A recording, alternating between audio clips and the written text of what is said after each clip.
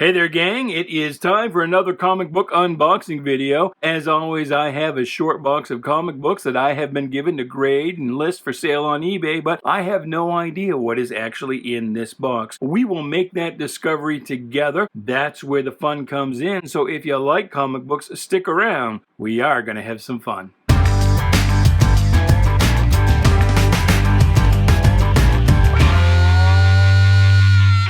Hey there, Bubby. Welcome to Shanghalla. My name is Duke, and this is an unboxing video. So please do like, share, subscribe, comment away, do all the groovy things, and do stick around until the end of the video when I will give you your double super top secret password that you need to enter the great 1,000 subscriber giveaway contest.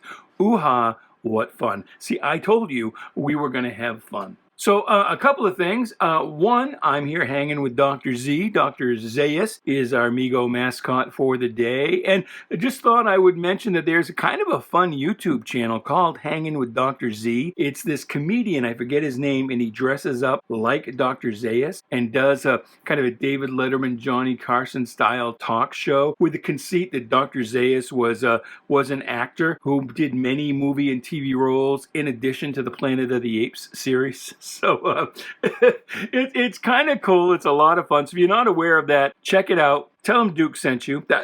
They'll have no idea what that means, but it'd be fun to just confuse them. But anyway, Hanging with Dr. Z is the YouTube channel. It's kind of fun. You might get a kick out of it. But anyway, thought I would break out the Dr. Zayas Mego for this video. The other thing is, before I went on my extended hiatus there for a couple of months, somebody had left a comment asking me, Duke, they said, what is it you actually say at the beginning of your videos? Is it, hey there, baby? What are you saying? No, it's hey there, bubby. You know, like how Wolverine calls people bub. Well, here in Maine, you know, if you're a little friendlier with someone, you might not call them bub, which is kind of a pejorative. You might call him bubby. So, hey there, bubby. Or with a Maine accent, hey there, bubby. So, if you want to get a little bit of Maine humor, you can also go to YouTube, look up Bert and I, any of those records. Those are a little dry, so that you might not quite get those. There's also Tim Sample as a main comedian, and probably the big one, and the one where I kind of get the hey there bubby from, is Bob Marley. Not the reggae singer, but the comedian Bob Marley. And he's got a bunch of albums and shows that are up on YouTube. So that'll give you a little primer on Maine humor. Wicked good. So we got a wicked good box of comics here. I believe it kind of hard. These are kind of nondescript looking. They're all in bags and boards. So that could mean that they're newer. There's probably is going to be a lot of Bronze and Silver Age books, but I have no idea. Let's get right into it. Let's not waste any time. We'll pull out the first stack. And it does look like it is kind of Copper Age. Looks pretty decent grade here. Got a little bit of glare on the bag, but hopefully that won't distract you too much. But that is Thor number 371.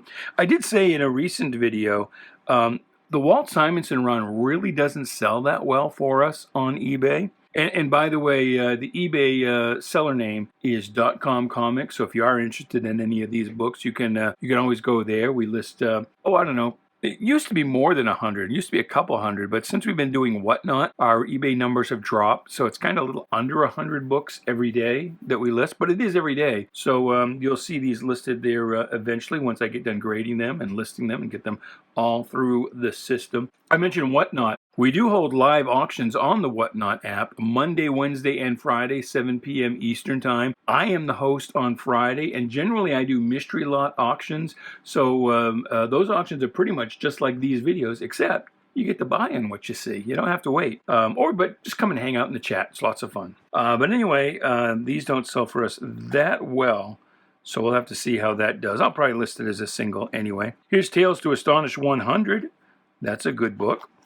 Number 97. That looks like some Marie Severin Hulk there. Doctor Strange in Strange Tales 164. Strange Tales 163. Here's an earlier Strange Tales pitting Human Torch and the Thing against the Submariner with the mysterious Doctor Strange. That's number 125. Here's the Marvel 30th Anniversary Celebration cover of Uncanny X-Men number 211. Tales to Astonish. Ooh, a pre-hero book. I want to get that out of the glare so you can see it. Look at that. Monster at My Window. That's a classic Jack Kirby monster story. Tales to Astonish 34. One was Ant-Man.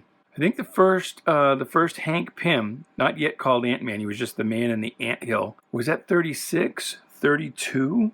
I'm not sure. This little MC stood for Marvel Comics. That's the closest thing Marvel had to a logo at the time. This IND up here is Independent Distributors. That's the distributor mark. Not Independent Distributors, excuse me, Independent News, which was actually a company owned by DC Comics.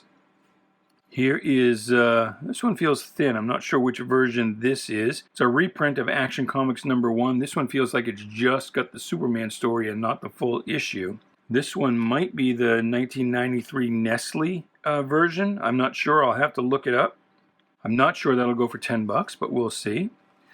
Batman Year 2 Part 1 with the Alan Davis cover. Here's the one everybody loves. That's number 577. Actually, I say the one everyone loves. Everyone loves is 576, Year 3, Part 2, with the giant out-of-control cape. This one's got a classic McFarlane cape as well. Try fighting crime in that. This is Part 3. Also a McFarlane cover with a firearm.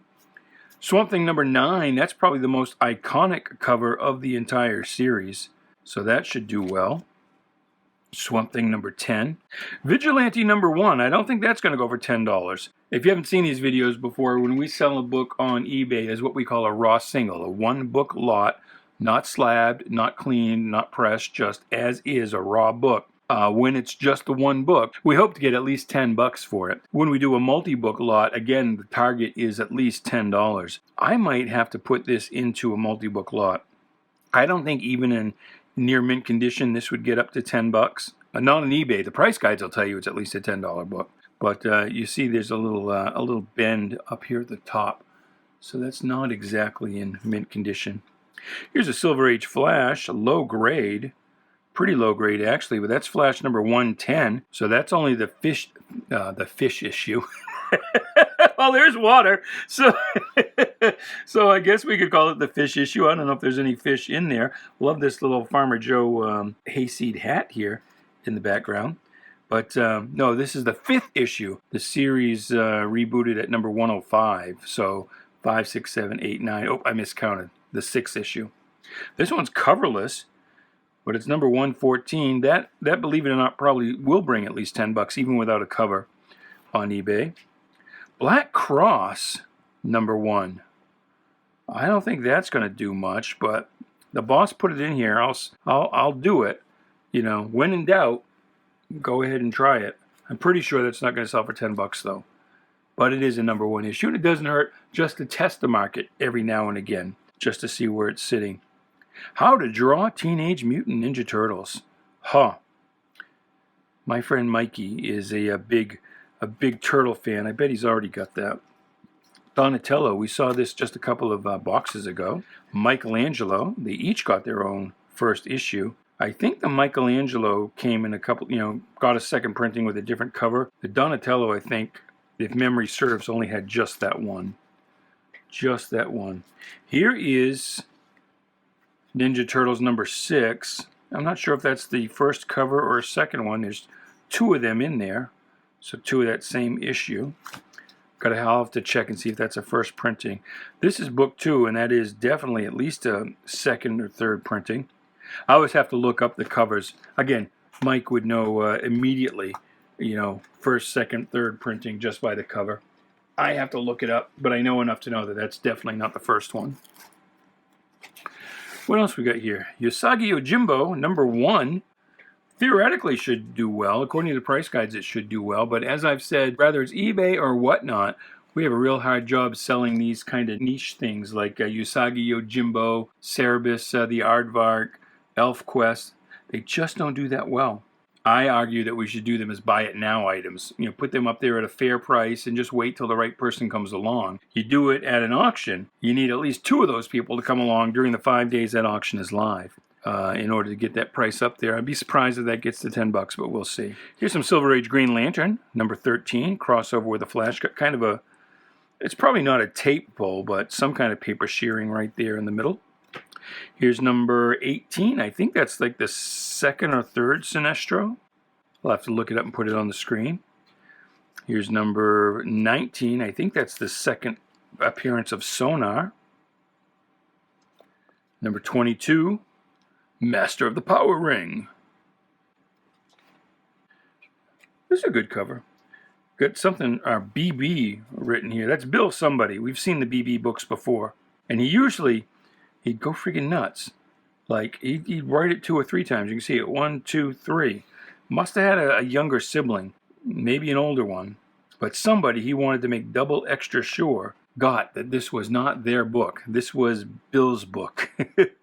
And we know from the other books we've seen that the first name is Bill. Not sure we know or that I remember what the last name was. That's a pretty good cover, though. That is Green Lantern 37. Here's Green Lantern 38. Little Tomar reaction. Number 39.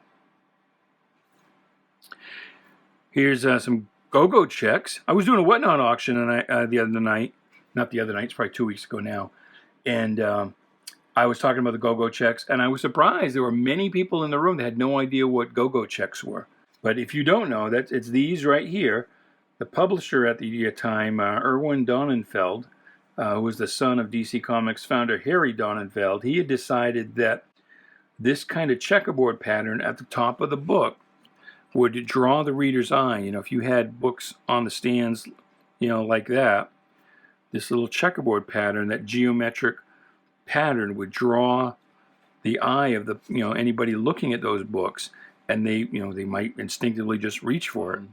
Lasted about 18 months or so, the checkerboards, and they are called, I don't know who invented this term, but it's been around at least since the late 70s, because I can remember when I was a kid they were called go-go checks even then. But anyway, that's Evil Star. That is the Silver Age version of Evil Star. Here's a crossover with the Golden Age Green Lantern. That is issue number 45. Here is Green Lantern being carried Peter Parker style. A little low grade on this one, number 46. Meet Dr. Polaris. Is this the first appearance of Dr. Polaris? Must be, right? Number 47. Nice Gil Kane covers on all of these. Green Lantern was never a really big seller for DC, though. I can't see what issue number this is. The black on purple is hard to see. 48, I think. Introducing Goldface, whose face was not gold. Oh, no, there he is. His face is gold. He could turn things to gold. Which is like, why do you need to be... If you can turn things to gold, why do you even need to be a thief? Here's DC's version of the Dazzler. He was a villain. Number 49. Oh, look, we have 2 of them. How fun is that? Boom, boom, boom. Boom, boom, boom. Here's some more Sinestro action. That's a cool cover. That almost looks like Joe Staton. I don't see Gil Kane's signature here, but this definitely, with a curly Q there, that really looks like a Joe Staton cover to me. But I think that's a little before Joe Staton's time. He kind of came along in the early 70s, I think. Maybe. Maybe. This is issue 53. Here is issue 56. Neat. Let's pull out some more books here. Looks like we've got some more Silver Age Green Lantern. Here is number 37. Oh, excuse me, 57. Kind of a cool cover there for sure. Issue 58. You crazy fool! Another Green Lantern, Golden Age Green Lantern Alan Scott crossover. Number 61, as you can see, the checks have been gone for a bit. Number 71. Got an arrival stamp here. No, you're supposed to be dead. Is that Star Sapphire?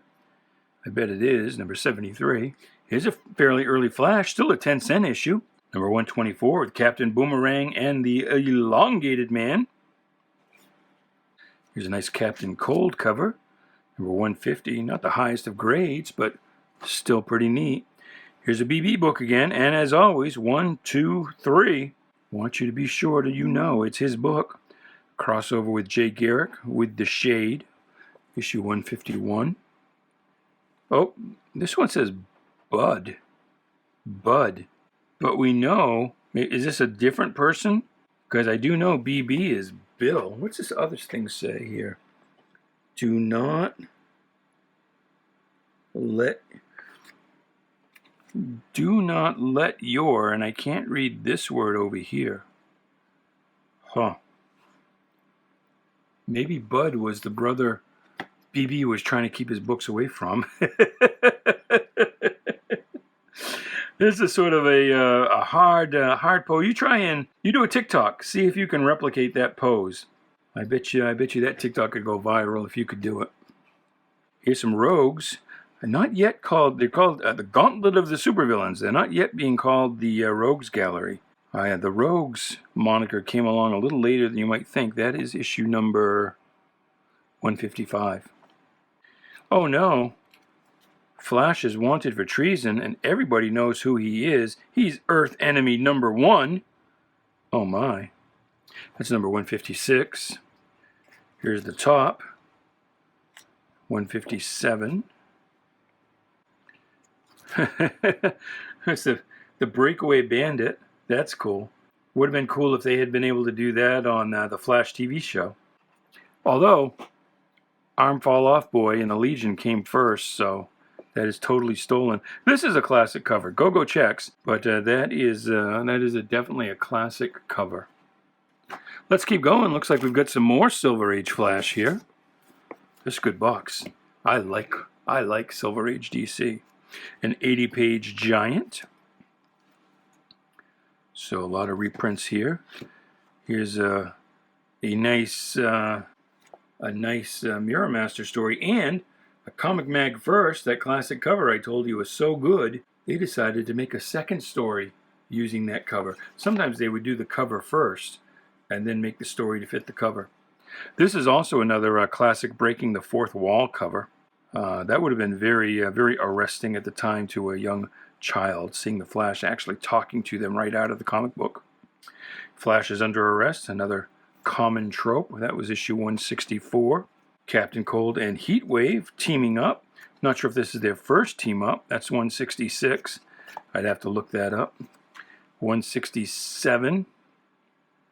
The real origin of the Flash. I'm not sure if this is the one that introduces the little imp who supposedly caused the accident that gave Barry Allen his super speed. It was one of those stories that was written and then immediately forgotten and never referred to again. Here is 169, another 80-page giant. Looking a little stiff here, unfortunately, on number 170.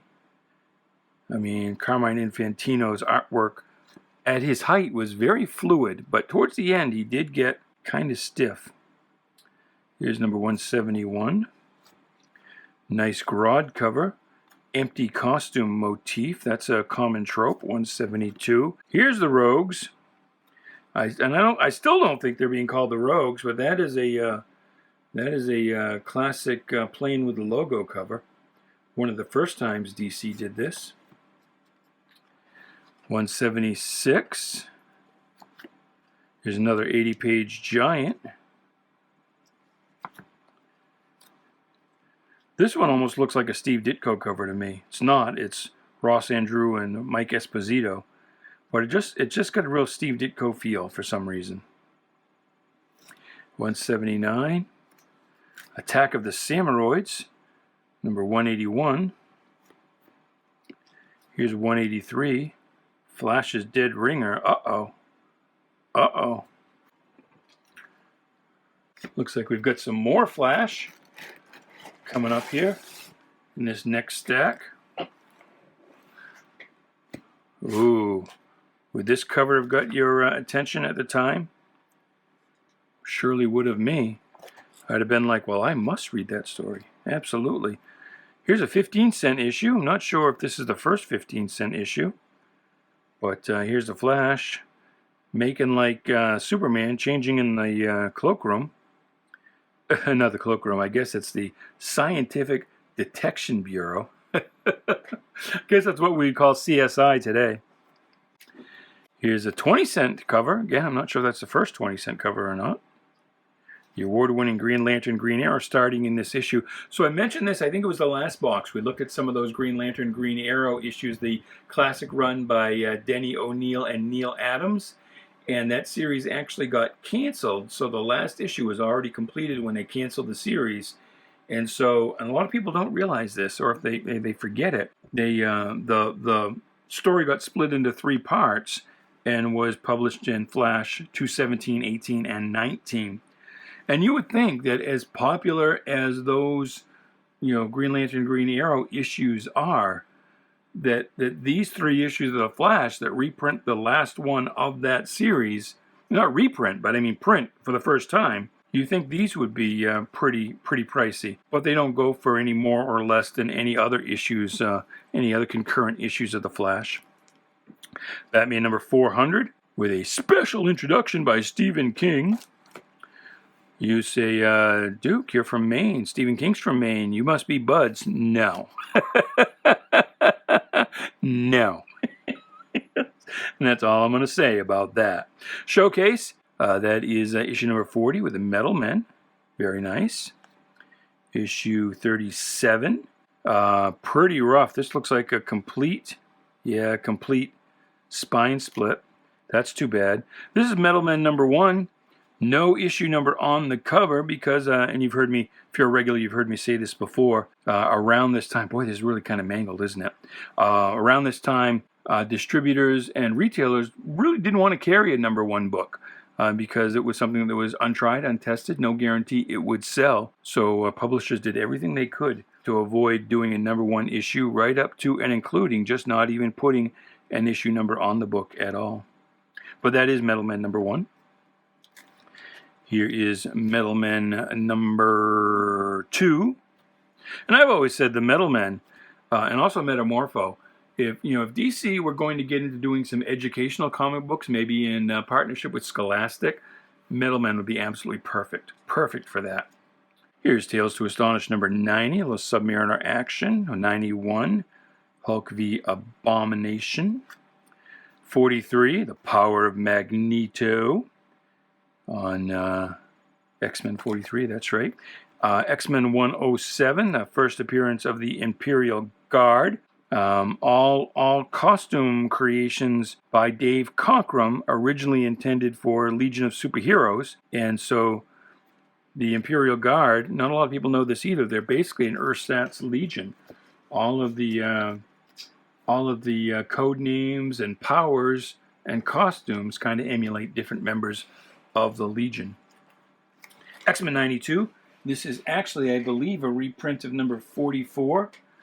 X-Men was in reprints from issue 67 and 93, I think. Here's 138 after Jean Grey died. Cyclops was sad. 142, second part of the famous Days of Future Past story. That's always a perennial favorite. Where is Spider-Man? Let's do like Drax. I'll do you one better.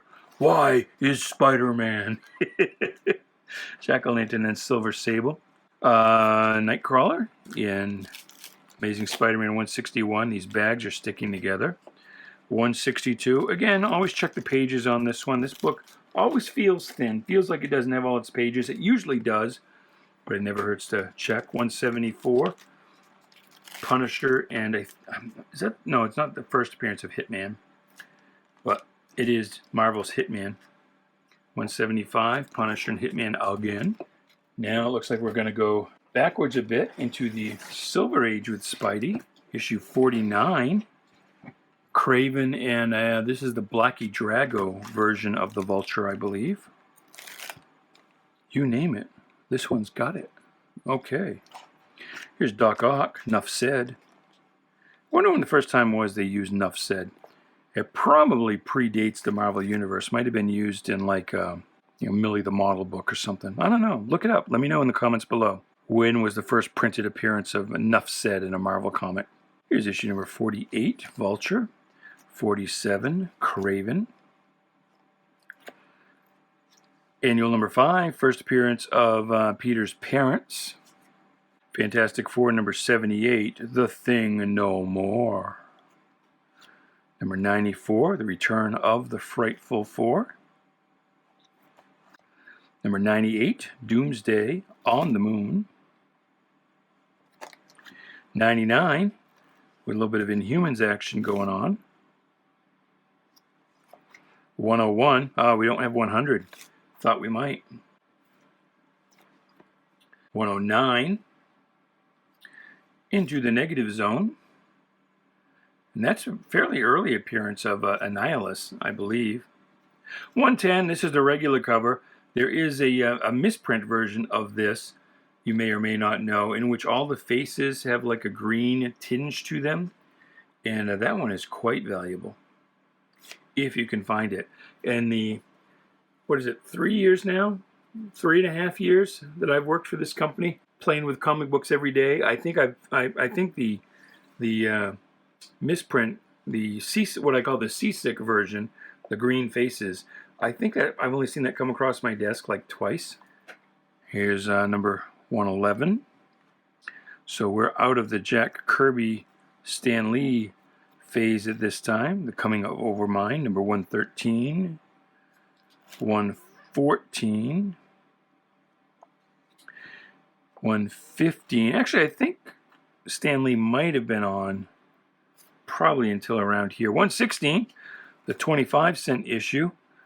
So Fantastic Four went from, or all Marvels went from 15 cents to 25 cents in conjunction with DC. Marvel and DC had both agreed to go up 25 cents. Not go up 25 cents, but to go up to 25 cents to add an extra dime. The idea was the higher cover price would mostly be given to retailers to give them an incentive to continue carrying the comic books. There was less and less rack space at this time as mom and pop corner stores were giving way to, corporate chain markets, which had an interest not so much in serving the community as serving the bottom dollar.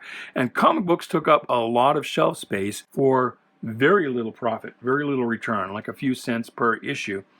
So the thought was that because comic books had tried to hold the line for so long, they were originally 64 pages for 10 cents, and to keep it at 10 cents, they kept reducing the page count more and more and more until they got down to 32 pages, which was just about as small as they could get at that time with newsprint.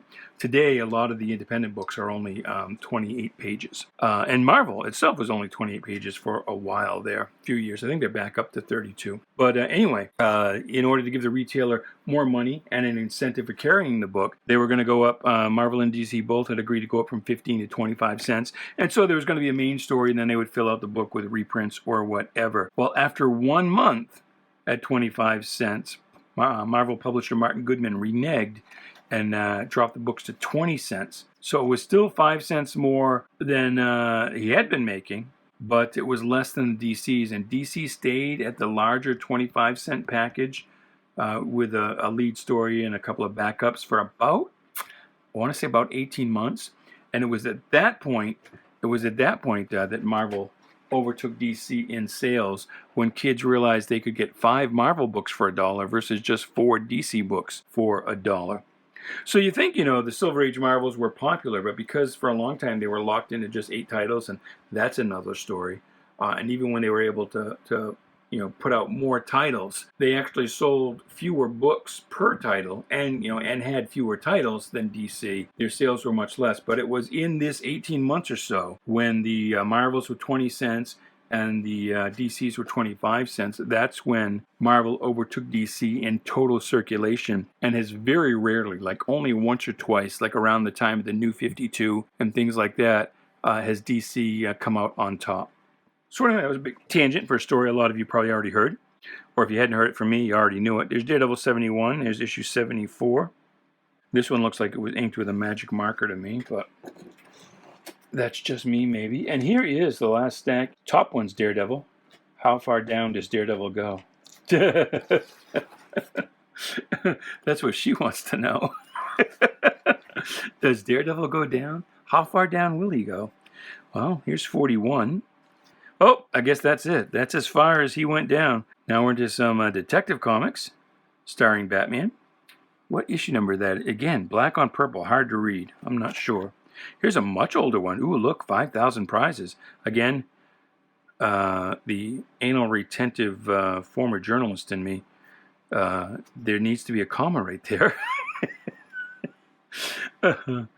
But, and if memory serves, the winners of these contests, like their names and addresses were printed in the book. You couldn't do that today. But that is definitely an older one, 234. 306.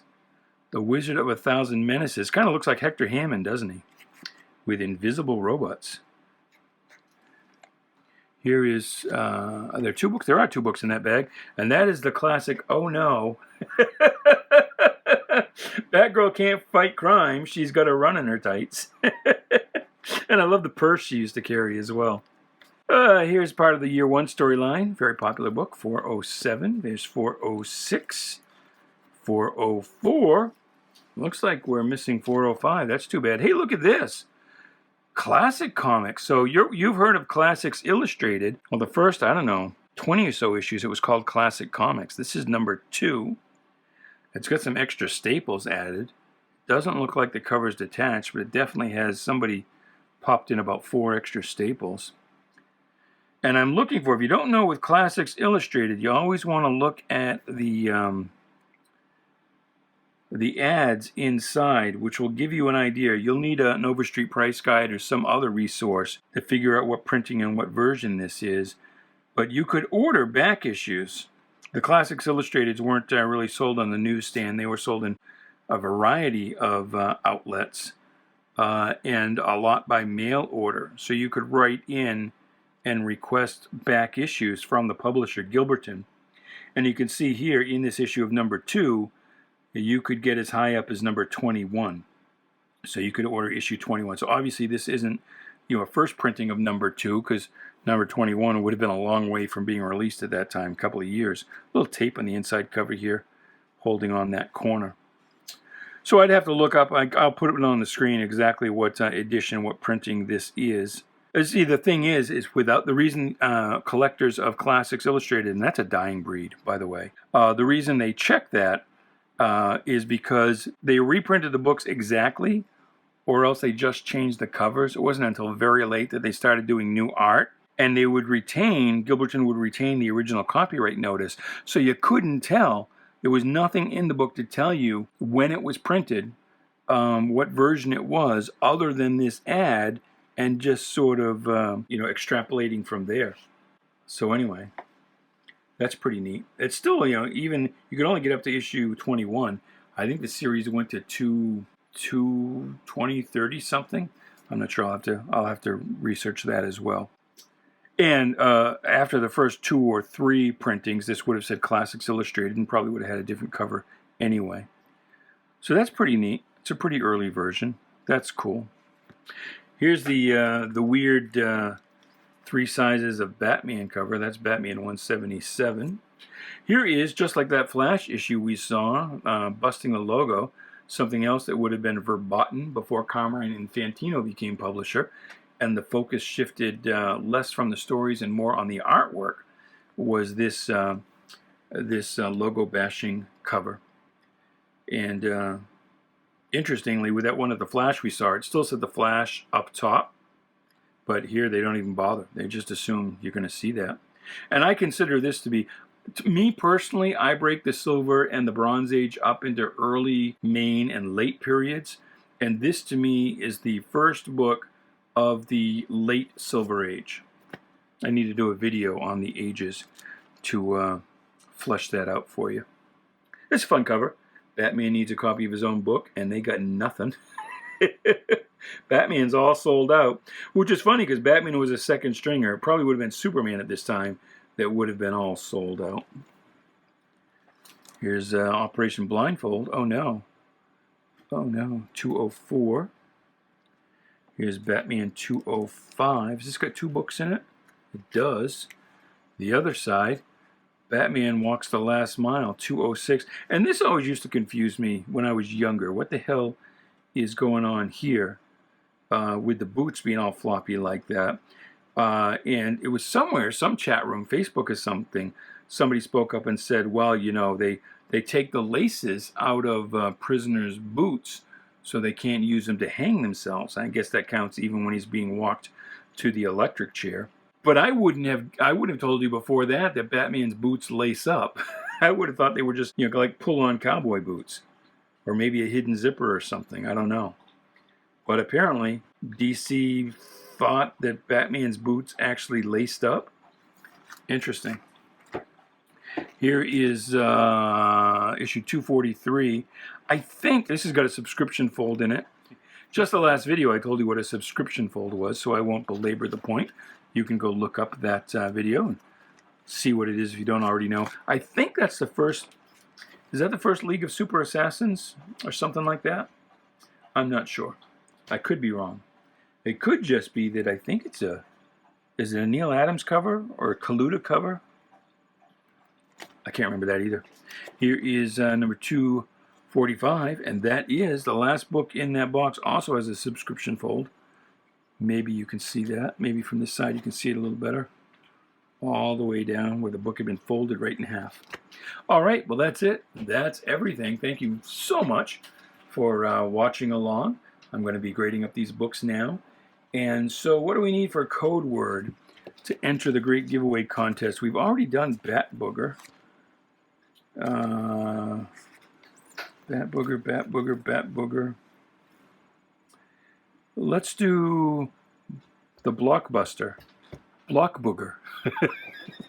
So leave the word Block Booger down in the comments below, either as part of your regular comment, whatever you might have to say, or just all by itself. Entering Block Booger into the comments will enter you into the contest. And you go back and watch old videos, find the code words in those videos, and you can enter as many times as there are videos that have a secret code word. And once we get to 1,000 subscribers, we will be giving away a little pack of comic books. So that's it. That's everything. Thank you so much for watching. I don't know what else to say. I feel like there's something else I need to say, but I guess I just need to say goodbye. So thank you very much. And until next time, goodbye, good luck, and please be good to each other.